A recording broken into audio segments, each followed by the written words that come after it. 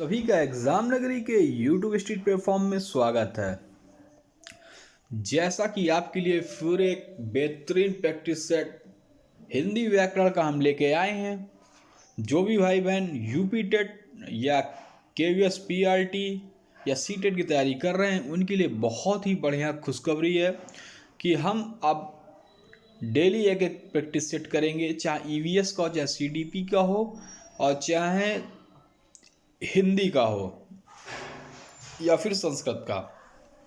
तो डेली एक practice set करेंगे, पुराने पेपर भी करेंगे जो आए हुए एग्ज़ाम में आए हुए हैं। आपने देखा है कि जैसे 2022 में एग्ज़ाम हुआ था, ठीक है, जो अभी जो एग्ज़ाम हुआ था उसमें पूरा 2017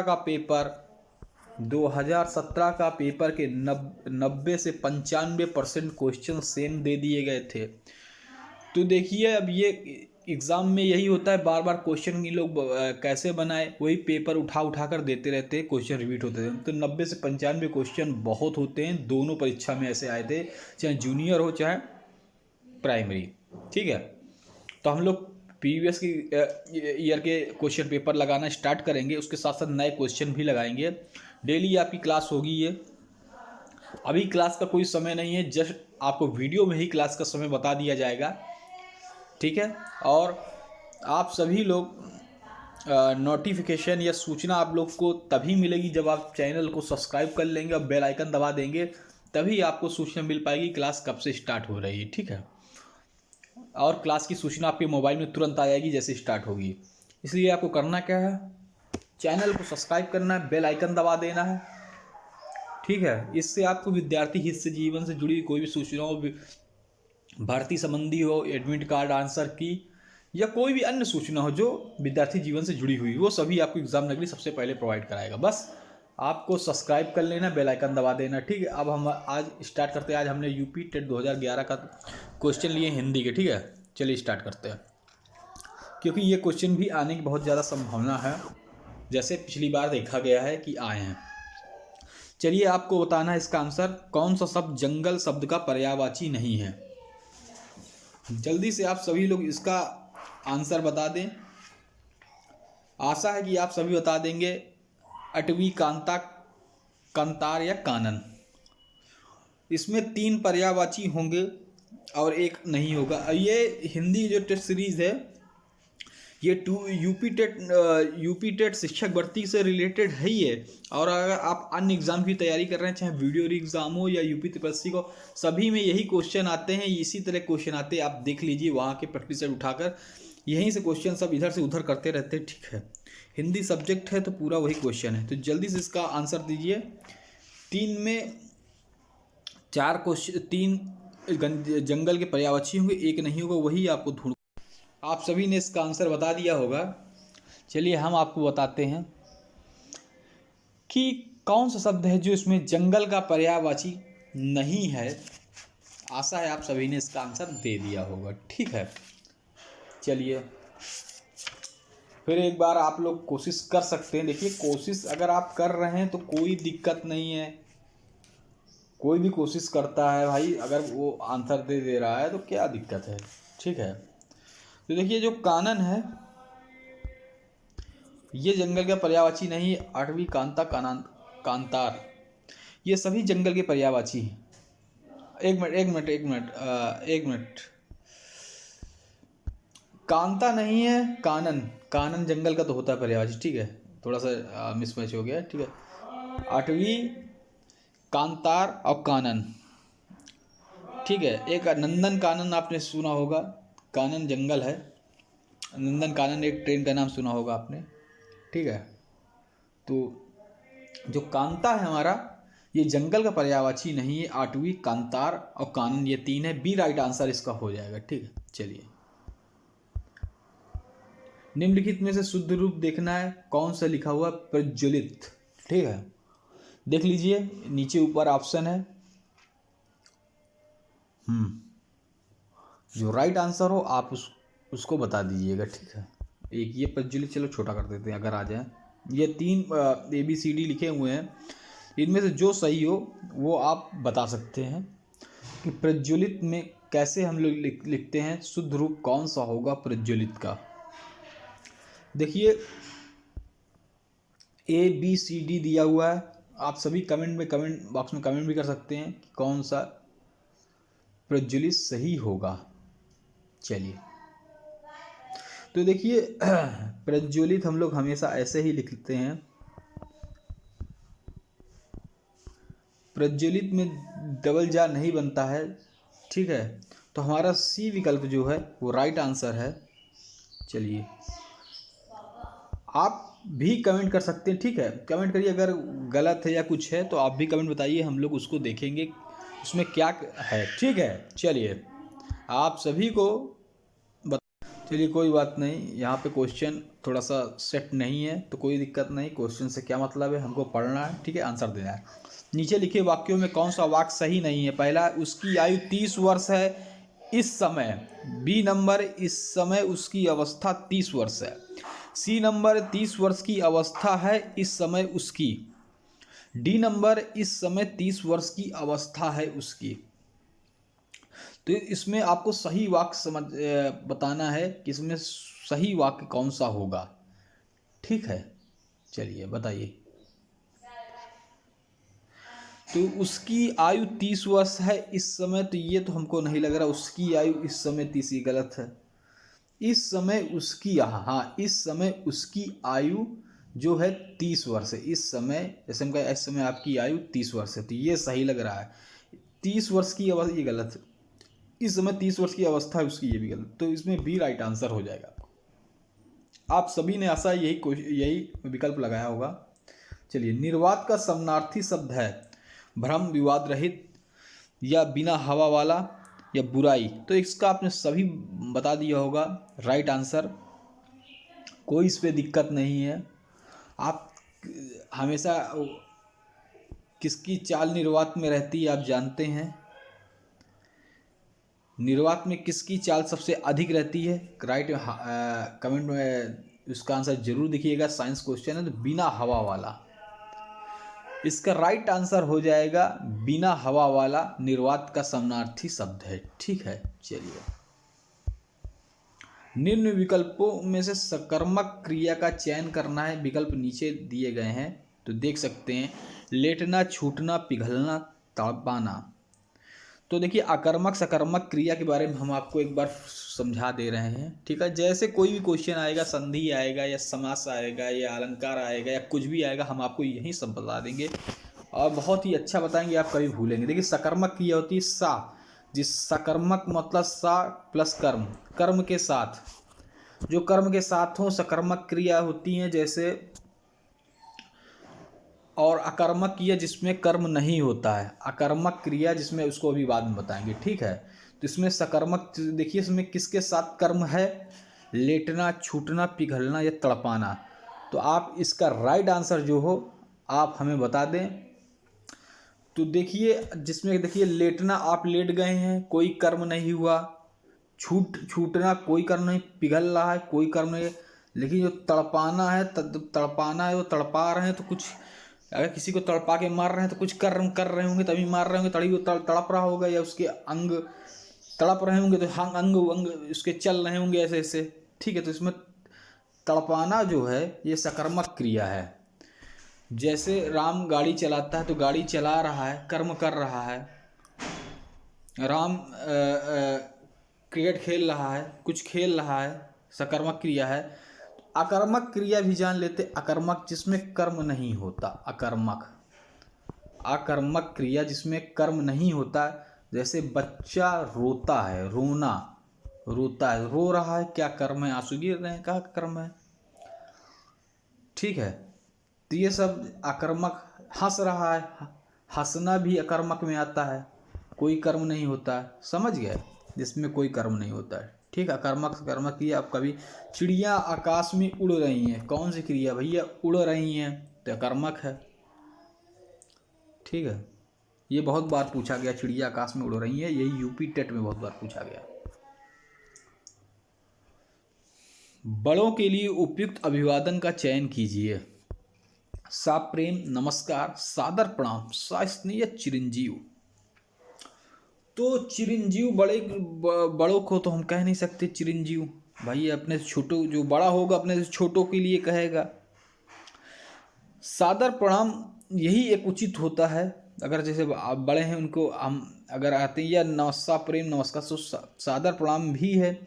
आप चिरंजीव को छोड़कर तीनों सा स्नेह तो छोटों के लिए कहा जाता है सा स्नेह, ठीक है। तो आप ए बी में दो, ये दो तो पहले से हमने दो तो निकल गए भाई, ये छोटों के लिए कहा जाता है। अब ये दो बचे, इनमें बताइए कौन सा उपयुक्त है। को आप हमेशा जब बड़े मिलते हैं तो आप बड़े से कहते हैं सादर प्रणाम, तो बी नंबर राइट आंसर हो जाएगा आपका, ठीक है। कौन सा शब्द तत्सम नहीं है, तो देखिए तत्सम के बारे में भी समझ लेते हैं। तत्सम जो शब्द होते हैं वे शब्द जो संस्कृत के हैं और ज्यों का त्यों हिंदी की भाषा में प्रयोग होते हैं। ज्यों का त्यों हिंदी की भाषा में प्रयोग होते हैं वे शब्द जो संस्कृत शब्द होते हैं, और ज्यों का त्यों जैसे संस्कृत के शब्द हैं कोई बदलाव नहीं, ज्यों का त्यों हिंदी में प्रयोग होते हैं वो तत्सम कहलाते हैं। तो आप समझ गए होंगे, ठीक है। इसका राइट आंसर बताइए घृत अतिन दुग्ध आंसू। तो घृत अतिन दुग्ध आंसू तो खुद ही आपको समझ में आ गया होगा। इसमें एक शब्द है वो तत्सम नहीं है, तीन शब्द। घृत माने घी होता है, दुग्ध माने दूध होता है, ठीक है। चलिए अब इन दो में बताइए, ये दोनों ये तत्सम है, ये तत्सम है, ये भी तत्सम है। जो तत्सम नहीं वो आपको बताना है, ठीक है। अतिन भी तत्सम है, लेकिन आंसू ये तद्भव है। आंसू तत्सम नहीं, यही राइट आंसर आपका हो जाएगा, ठीक है। चलिए मानव शब्द के लिए उपयुक्त भाववाचक संज्ञा का प्रयोग कीजिए। मानव शब्द के लिए उचित, तो मानव शब्द के लिए उचित भाववाचक संज्ञा, मानव के लिए किसके लिए मैं लिख देता हूँ, क्वेश्चन बड़ा है। मानव के लिए उचित भाववाचक संज्ञा का, तो आपने भाववाचक देखिए, इसकी मैं बता देता हूँ। भाववाचक संज्ञा जिसमें बनती है, जिसमें प्रत्यय से जुड़ते शब्द हैं वो भाववाचक संज्ञा में आते हैं। एक ट्रिक होती है, कहा जाता है कि इसमें प्रत्यय जुड़ जाता है वो भाववाचक बन जाता है। तो आप बताइए इसमें कौन सा भाववाचक संज्ञा है, आप खुद ही। मनस्वी, मानवता, आदमियत या मनुष्यत्व। तो आप तुरंत, अगर आपको आता है, अगर आपने पढ़ा है, अगर आप पढ़ रहे हैं तो आपके किस में भाव ज़्यादा आ रहा है तो आप इसको बता देंगे। तो आप देखिए मानवता, इसमें उपसर्ग भी लग गया है, वो प्रत्यय भी लग गया है, ठीक है।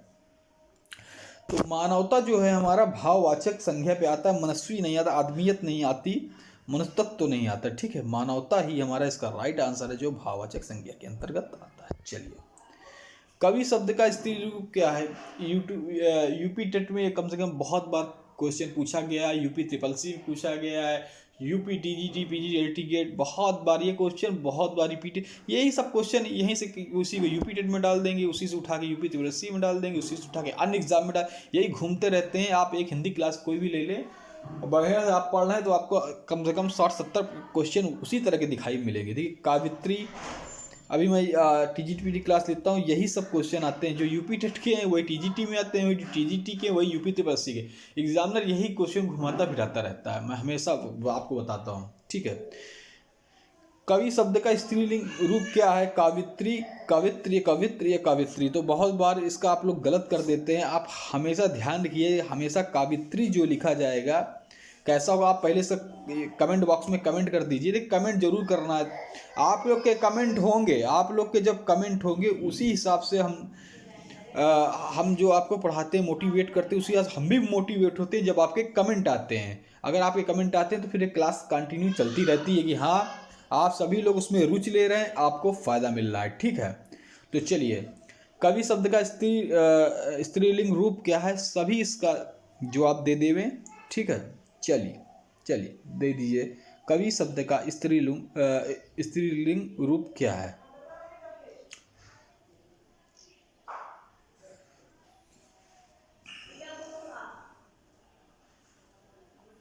देखिए इसमें जो कवि शब्द का है स्त्रीलिंग पूछा गया है, ठीक है। तो आप इसको बता तो देंगे कवि का स्त्रीलिंग कावित्री है, लेकिन आपको लिखना भी आना चाहिए। इसमें दो क्वेश्चन इसमें आ गए, कवि शब्द का स्त्रीलिंग कावित्री, तो आप बता दें कावित्री तो 4 बार लिखा हुआ है, लेकिन जब इसको आपको पता होगा सही कावित्री कौन है, तो देखिए एक क्वेश्चन में 2 क्वेश्चन। पहली बात तो किसी ने पढ़ा नहीं तो कवि का स्त्रीलिंग नहीं ढूंढ पाएगा। अगर ढूंढ भी पता चल जाएगा कि हाँ स्त्रीलिंग है, तो कावित्री उसको सही लिखना आना चाहिए, तभी वो लिख पाएगा। देखिए कावित्री जो लिखा जाता है इनमें से कोई सही नहीं लिखा हुआ है, ये इसमें गलत हो गया। ठीक है, कावित्री इसमें कोई सही नहीं लिखा हुआ है। अब मैं इसको सही कर दे रहा हूँ, 1 मिनट। इनमें से कावित्री कोई सही नहीं लिखा हुआ है। मैं ये वाला विकल्प काट के यहाँ लिख दे रहा हूँ, ठीक है, कोई दिक्कत तो नहीं।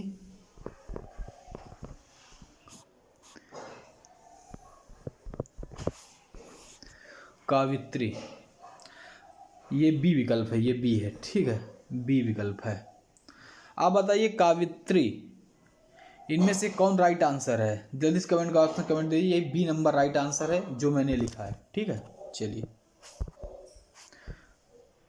परिश्रमी शब्द में कौन सा विशेषण का बोध होता है? चलिए बताइए, गुण विशेषण, भी संख्यावाचक विशेषण, या परिणामवाचक विशेषण, सर्वनामिक विशेषण। देखिए गुण विशेषण संख्यावाचक जिसमें संख्या है, गुण विशेषक जिसमें जिसके गुण की वर्णा, परिणाम विशेषक जिसमें भार वार का हो। जैसे एक आया था 52 गज, जैसे क्या मखमल, 52 गज मखमल, तो इसमें लोगों ने गलत लगा, संख्या लगा दिया था, लेकिन वो परिणाम में आया था। यूपी टेट में कई बार आ चुका है और कई एग्जामों में आ चुका है, ठीक है। तो परिश्रमी शब्द में कौन सा विशेषण, ये आप सभी को बताना है। तो आप लोग बता दिया होगा कि परिश्रमी उसके गुण की विशेषता बता रहा है। जैसे कभी होता है वह काला घोड़ा, काला रंग में आ जाता है, ये भी विशेषण में आ जाता है, तो ये भी उसका गुण है काला। वैसे ही परिश्रमी भी गुण में आ जाएगा, इसका राइट आंसर गुण विशेषण हो जाएगा। आप सभी ने लगा दिया होगा इसका आंसर, कोई दिक्कत नहीं। चलिए आगे चलते हैं। कौन सा अव्ययी समास का उदाहरण है? तो देखिए मैं पहले अव्ययी समास आपको बता दूं। मैं बता रहा हूँ कोई भी व्याकरण से रिलेटेड, चाहे हिंदी संधि समास अलंकार कुछ भी आएगा, मैं आपको इतना अच्छा बता दूंगा। और संधि की ट्रिक पड़ी हुई आप देख सकते हैं जाकर मेरे चैनल पर सर्च करके, ठीक है, कि आपको मैं उसी जगह उसको समझा दूंगा, आप एक बार समझ जाएंगे, कभी आपका नहीं। अव्ययी भाव समास, देखिए इसको पढ़िए। अव्ययी भाव समास जिसके आगे अव्यय लगा हो, अव्यय मतलब उपसर्ग, जिसमें आगे उपसर्ग लगा हो, वही अव्यय भाव समास है। उपसर्ग किसमें लगा है, अगर आप समझ गए तो एक उदाहरण मैं अवश्य बता देता हूँ। ये बहुत बार पूछा गया है टेट में भी, यथा, ये बहुत बार, इसको मैं समझा दे रहा हूँ, आप सभी इसका राइट आंसर अपने आप दे देंगे, ठीक है। यथाशक्ति, ये बहुत बार यथाशक्ति, यथा माने ये आ जाए तो मतलब यथाशक्ति, यथा माने के अनुसार, और शक्ति है तो शक्ति के अनुसार, यथाशक्ति माने शक्ति के अनुसार, यथा माने के अनुसार, और शक्ति लिखा हुआ है तो शक्ति के अनुसार। यथा क्या है, ये उपसर्ग लगा हुआ है, आगे उपसर्ग लगता है, और जब कभी पीछे पूछे तो पीछे प्रत्यय लगता है। तो इसमें उपसर्ग किसमें लगा हुआ है आप बता दें, ठीक है। तो आप समझ गए हैं कि अव्ययी भाव समास हम लोग कैसे पकड़ते हैं। हमने एक उदाहरण बता दिया, ये कई उदाहरण लिखे इसमें बता दिए, हम सभी बताएंगे, जितने इसमें उदाहरण है सभी की हम व्याख्या करेंगे आप सबके लिए, ठीक है। पकड़ में आ जाएगा नवग्रह, ये द्विगु समास में आ जाएगा, द्विगु समास, क्योंकि ये संख्यावाची है। नवग्रह मतलब 9 ग्रह, 9 ग्रह मतलब 9 ग्रह है, ठीक। महात्मा, महान है जो आत्मा, महान है जो आत्मा आ गया, तो आप कहेंगे कर्मधाराएं, कर्मधाराएं में जो है आता है। जैसे महान है जो आत्मा, ये कर्मधारय जो है जिसमें आ जाए, आप उसको कर्मधारय में ले जाएंगे। गांठ कर और आमरण 2 हैं, ठीक है। गांठ कर और आमरण, अब ये 2 में अगर मैंने 2 आपको बता दिए, 2 में मैं चाहता हूं कि आप सभी लोग जल्दी से कमेंट बॉक्स में कमेंट कर दें, फिर मैं आपको इसका आंसर बता दूंगा, ठीक है।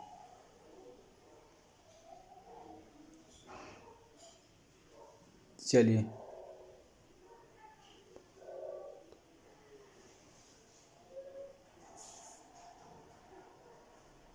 चलिए इसका आंसर आप सभी लोग से आशा जल्दी से दे दीजिए, ठीक है। चलिए आपने इसका आंसर दे दिएगा आमरण। आमरण आपने देखा होगा, इसमें आ उपसर्ग लगा हुआ, यही हमारा राइट आंसर हो जाएगा, ठीक है, आमरण। तो सभी आपके क्लियर हो गए हैं, ठीक है। चलिए आगे चलते हैं। अव्ययी भाव समास को उदाहरण, ठीक है। काकू शब्द का सर्वाधिक उपयुक्त अर्थ कौन सा है? कौवा, कटु, चाचा या वांग्य?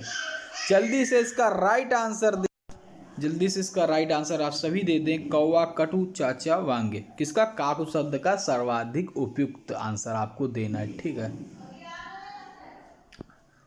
तो राइट इसका आंसर कौवा हो जाएगा। चलिए चलते हैं। कुपात्र, कुपात्र की सहायता करना व्यर्थ है, इस उक्ति को चरितार्थ करने वाली कहावत। ये तो कहावत आ गई, मुहावरा, लुक्तियाँ, कहावत। कुपात्र की सहायता करना व्यर्थ है, कुपात्र, ठीक है। जैसे अंधे को न्योता, दो जने आए, अंधे को न्योता मतलब आपने अंधे को न्योता दिया, अंधा भी आए, उसको एक साथ लेकर भी आए, तो आपने एक लोग को न्योता दिया, दो लोग आ गए। इसका अर्थ ये समझ लीजिए, कुत्ते को खिलाई खीर पाप में न पुण्य में। कुत्ते को खिला दी खीर तो कह रहा है ना पाप में है और ना पुण्य में। तीसरा कह रहा है गधे की खाई खेती, ना पाप में न पुण्य में। गधे की खाई जो खेती का अगर गधा खा गया तो ना आपका पाप में ना पुण्य। चौथा कहता बंदर क्या जाने अदरक का स्वाद। तो बंदर अदरक खाते हैं, फेंक देते हैं, तो बंदर क्या जाने, अगर उसके गुणों को बंदर नहीं जानते तो फेंक देते हैं कि कितना शरीर को कितना इन्फेक्शन मारता है, एंटीबायोटिक होता है, ठीक है। तो इसलिए मैंने सभी को आपको अर्थ बता दिया। कुपार्थ की सहायता करना व्यर्थ है, इसका राइट आंसर आप सभी को दे देना है। आप सभी का मैं आपको सभी को 1 सेकंड का समय देता हूँ, और जिसने भी अभी, तो आशा है आप सभी ने इसका आंसर दे दिया होगा, ठीक है। कुपार्थ की सहायता करना मतलब कुत्ते को खिलाई खीर पाप में न पुण्य में, ठीक है। तो चलिए इसका यही आंसर हमको सबसे सही लग रहा है, कुत्ते को खिलाई गई खीर न पाप में न पुण्य में, ठीक है। इसमें गधे की खाई खेती न पाप में न पुण्य, ठीक है। चलिए आगे बढ़ते हैं। अनिश्चितता के भाव को प्रकट करने के लिए उपयुक्त मुहावरे का चयन कीजिए। अनिश्चितता, एक निश्चिता होता है, एक अनिश्चिता। तो निश्चिता में अगर आपने आ लगा दिया तो वो उसका विलोम बन गया अनिश्चिता। तो आ जो लगा है हमारा क्या लगा? आ हमारा उपसर्ग लगा है, ठीक है। तो आ जो लगा हमारा उपसर्ग लगा दिया, अनिश्चितता, इसका विलोम बन गया। तो इसका अर्थ बताइए। बंद मुट्ठी में क्या है? पर्दे पूछे क्या है? ना जाने भाग्य में क्या है? ना जाने ऊँट किस करवट बैठेगा। मुहावरा आपको बताना अनिश्चिता। तो जो निश्चित नहीं है तो ये आपको बताना है। तो ये काफ़ी सरल है, आप इसको तुरंत बता देंगे। तो इसका यही अनिश्चितता के भाव अगर प्रकट कर रहे हैं तो आप ये राइट आंसर, इसका डी सही है। ना जाने ऊँट किस करवट बैठेगा, हमें निश्चित नहीं है कि ऊँट कहाँ जाकर बैठ जाए, ये अनिश्चित है, ठीक है। मतलब हमारा काम हमने किया है, पता नहीं होगा कि ना होगा, ठीक है। तो यही इसको प्रकट कर रहा है। अगला देखते हैं। अन्वेषण का संधि विच्छेद आपको बताना है, इसको पूरा मैं आपको बताऊंगा, ठीक है। चलिए कौन सी संधि है, क्या है, सब चीज होगी, ठीक है। देखिए अन्वेषण जो संधि है, पहले हम ये देखते हैं, ये हमारी यण संधि है। अगर ये टूटेगी तो अनु प्लस एषण, एषण में टूटेगी, अनु प्लस एषण। तो आप सभी ने इसका राइट आंसर दे दिया होगा। इसका राइट आंसर जो होगा बी नंबर हो जाएगा। मेरे ख्याल से आप सभी ने बता दिया होगा कि ये जड़ संधि के अंतर्गत आता है, और अनुधन एषण, ठीक है। इसकी ट्रिक बता दूं मैं आपको, अगर कभी हो या वा या रा के आगे कोई भी आधा अक्षर हो, वो यड़ संधि में परिवर्तित हो जाता है। अगर ज़्यादा अच्छी समझनी है तो किसी दिन मैं इसको एक्सप्लेन कर दूंगा, या नहीं तो आप चले जाइए, पीछे वीडियो मेरी पड़ी हुई है, चैनल पे जाएंगे, पढ़ते जाएंगे, हिंदी की प्लेलिस्ट में चली जाइए, TGT PGT, वहाँ मिल जाएगी। हिंदी की मूल उत्पत्ति किस अभ्रंश से हुई है? लौकिक संस्कृत, मगधी या वैदिक संस्कृत या सौरसेनी अपभ्रंश। जब हिंदी का मैंने इतिहास पढ़ाया था, आप पिछली क्लास में देख सकते हैं, मैंने कई बताया था कि हिंदी की उत्पत्ति कहाँ से हुई है। ठीक है, अगर हिंदी की उत्पत्ति, मूल उत्पत्ति पूछे तो आप कहेंगे सौरसेनी अपभ्रंश से हुई है। इसका राइट आंसर सौरसेनी अपभ्रंश हो जाएगा। ठीक है, चलिए अब आते हैं, हिंदी भाषा में ध्वनियाँ कौन सी हैं जो स्वतंत्र रूप से बोली जा सकती हैं। बहुत बढ़िया क्वेश्चन, बहुत बार रिपीटेड हुआ है, हर एग्जाम में रिपीटेड हुआ है, यूपी टेट, सी टेट में, शिक्षा भर्ती बहुत बार आया हुआ क्वेश्चन है। तो देखिए, स्वतंत्र रूप से बोली जाती व्यंजन, स्वर्ण, वर्ण, अक्षर। आप सभी इसका जल्दी से आंसर दे दें, नहीं मैं तो आपको इसका आंसर बता रहा हूँ। तो इसका राइट आंसर है, जो स्वतंत्र रूप से बोली जाती है वो स्वर होती हैं। ठीक है, अब व्यंजन ये सहायता से बोले जाते हैं, ठीक, स्वरों की, तो स्वतंत्र रूप से बोली जाती है स्वर होती है। इसका राइट आंसर बी हो जाएगा। तो आप सभी ने मेरे ख्याल से चैनल को सब्सक्राइब कर लिया होगा, बेल आइकन दबा दिया होगा सब्सक्राइब कर, जिससे आपको क्लासें मिलती रहे। आज से यूपी टेट शिक्षक भर्ती का आगाज हो चुका है। आपको डेली नित्य ऐसे ही प्रैक्टिस कराई जाएगी, और आप एग्जाम में कैसे नहीं नंबर प्राप्त करते, कैसे आपका नहीं सिलेक्शन होता, मैंने भी तैयारी की है। मैं बता रहा हूँ आपसे, 3 बार सीटेट क्वालिफाइड, 2 बार यूपी टेट क्वालिफाइड हो। ठीक है, पढ़ाई आप करेंगे, प्रैक्टिस करेंगे, जितना आप प्रैक्टिस करेंगे, तो कहते हैं करत करत अभ्यास से जन्मत हो सुजान। आप जितना अभ्यास करेंगे, अभ्यास ही प्रैक्टिस ही है। प्रैक्टिस करने से वो क्वेश्चन भी हमें रट जाते हैं, प्लस उसके साथ साथ उसके लगाने का आइडिया भी हो जाता है। और जैसे क्वेश्चन आते हैं, हर क्वेश्चन को हम आपको व्याख्या कर बताते हैं कि अगर संधि किया गया, समास किया गया, कैसे आया, तो सब दिमाग में आ जाता है। जब आप बैठेंगे क्वेश्चन देने पेपर में, आप ऐसे ही कर देंगे, कोई दिक्कत नहीं होगी। ठीक है, तो चलिए फिर कल हम मिलते हैं आपको इसी समय में। धन्यवाद। इसका टाइम जल्दी से हम एडजस्ट करेंगे और आपको इसी वीडियो के माध्यम से बताएंगे। ठीक है,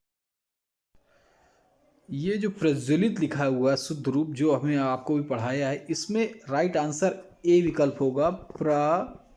आधा जा व ला में छोटी मात्रा ता, प्रज्वलित, ए राइट आंसर होगा, ना कि सी हो गया था, सी गलत है, ए राइट आंसर है। ठीक है।